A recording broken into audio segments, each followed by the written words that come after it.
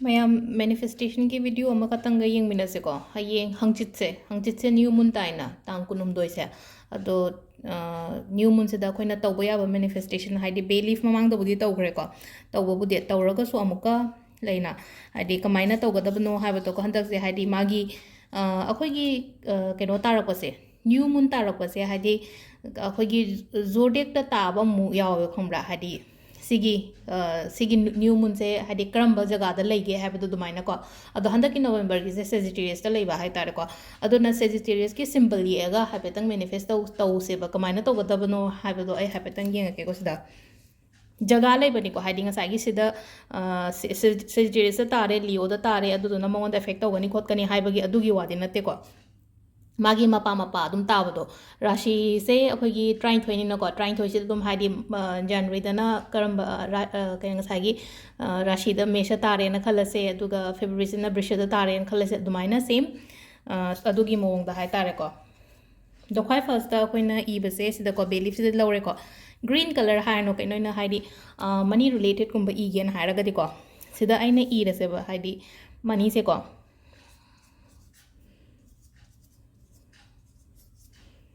ko sida money ire ko the relationship harasine ko relationship natraga happiness ayi oina dumaina harasine ko hadi relationship beautiful relationship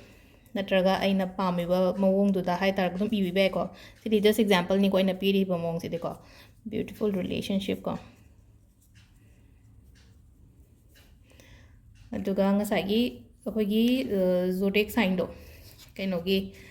Sagittarius ki zodiac sign smai tawni ko adum machu asang boy ro na traga kaino asang ba hadi mani gi ba ina sang ba thoina i bani ko hadi mani kaino tawge haraga asang ba ibio relationship kaino tawge haraga na red ibio atai ngai gi na blue loina sena ba ya except black ko black tang sena bi ga no aduga atai machu loina mak sena ba ya ko adunga sagi Sagittarius ki symbol se kamai tawe maina arrow ma chinge ko arrow haina line ma chinga ga arrow lere ko aduga saina me da ka kadam ni ko si se ne khoi gi Sagittarius ki symbol se na e dori ba kaino se da ko be leaf se da sumaina line se chingani arrow ma me da ma kak piro ko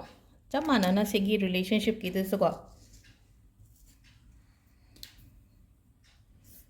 arrow ma lere duga me da kai health adagi like ki exam gi kai gi adum ba to ba me am do na blue da loina blue machu na to piro ko aduga si se akoina burn to thok pi ba hai tare ko ado amamam lauraga haipetang khuwa me da thamaga khanbi se ko haidi ai gi pot se oire hena ko haidi ai aina hoji hoji aina pam ko che phange thank you universe ai mamang da to gi ba maina chamana na ko haidi sida aina ngasi gi anoba haipe hai sina haidi ngasai gi sigi ko zodiac sign gi keno se hapsan ba khatang ge anoba semak pani ko ado sida lere ko haidi hai toroga ngatang khanbiro ko somna khangada ba keno ngai do hai tare ko sida haidi relationship yo ena relationship lere mani gi sidna sign lere ko sigi budi ke shukai de ko haidi tonga namu fana keno tawdraga so ado sigi ngai sima ama burn tawbirani ko kai first ta ado sise mai thadok pirase bazana amumuk chak te kaina haira ko yawina ko chak tri do hai tare aingonda life ta hai tare ko sum aingonda yet pa khot pa se hen da na tawri ni ko ado haidi sida ai full energy hapaga hai tare ko chahan se basi je haidi sida yeune haidi ai gi su mut khre na ko sise amuka phajana chahan se phajana candle se oina thaina makha da phi tawbani na chahan thaina tawraga hona ba hai badune sise koina kedo boi ngamoi doino hai bagi ko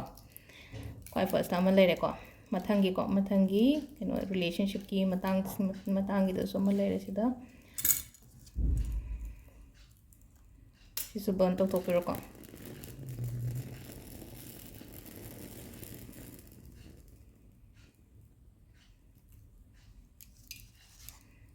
aduga amaga I share tor ke ko belief na taba to pa amaga adu masu tawbiyo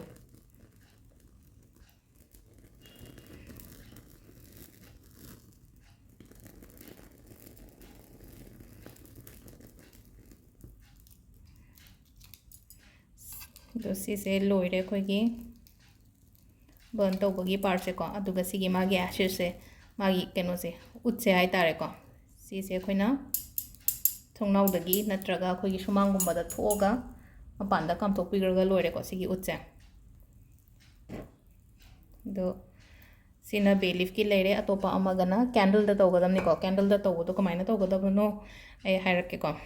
candle amma lawrasi ko smaina adi candle ahanba ama lawbiro ko adi angoba lawrasu yai natraga orange machu gumba lawrasu yai ko ado angoba oina lawbiro hadi orange thiru bodo diwali ki kegi sum tawgibada le hogoi tarage orange lawbirasu yai ko ado sida aina relationship harase ko relationship ta aina pami ba kaino do red color ki kaino na ibiyo ba sida candle sida adi I am in a very beautiful relationship kumba kaina doina ko haidi aigi relationship se hazik yam nuaite ko haidi husband wife ki oiro natraga haidi husband wife na tab haidi pakang le shabi gumba oiraga so I'm very happy in this relationship I'm ai do sigi relationship se da haidi yam nuai ko le metron de iro su ka chukai de ko relationship ki ibane ire do iraga na green machu ko ball pen gel pen se na baga chukai de ko mayek seng na ideya de haibale te haidi aina ininge ba kaino do hai tare ko ai intention do sida candle sida hapo ane ba sida haidi pesha hairasine ko haidi pesha gi matang de hairaga so money abundance prosperity sida loina ibe ai ko aduga sigi candle se akoi gi new moon nimit sida ko thanbiyo ba ai gi ka da dum thala so ai ko tumam dai da kai da toraga ado iba ha ngasai gi iringai timing do di phasana khanbiyo haidi wakhan do haidi sengna haidi potse phange haina ko ado sida sigi aduga new moon gi timing se e hapetang hai ko tang kun humdoi gi ko tang kun humdoi gi ayuk ki pung mangaga minute yankhai tare ta gi dum hore ko ado talak ta tawbirasu yai sigi ritual mayam se natraga nungdang da tawbirasu yai ko aduga new moon loira matung da next day da tawgada ba thaba ama lai ko adu su ai share tawrake ko mayam da ado sigi oina haidi kaino gi oina manifestation gi matang gi se sida laire haidi ani ama di share tawre aduga ama ni ai adum khara tawrake ritual oina hai tare ko manifestation na tabdi imung ta kai tok thokpa yage akoina mamang da cinnamon gumba chai thokpa khotok adum mayam da su new moon hairaga di haidi amu pangkhalakpa oibani na kashu kai deba tang ama natraga so tang ama da tawon haibane na tha wolakpa ko tingi dead one ko tingi cinnamon da taw haibane ko adu natraga so dum cinnamon se akoina new moon se jo haidi anoba beginning ni na ko adu da tawbirasu kashu kai de ko makata bai video dum share tawjarake ko ngasi gi na si se mayam haipetang ningjang na ba hai tar ko haina numini nong ni walinge da hapi se ke gino hai matam da yeng horaga di ai do hangche taw go doini ko hayeng taw go doini ha ba do nang hogda ba su yawe be haidi yeng hogda re na adugi ketang ai thuna dum hapsal e ko video se thank you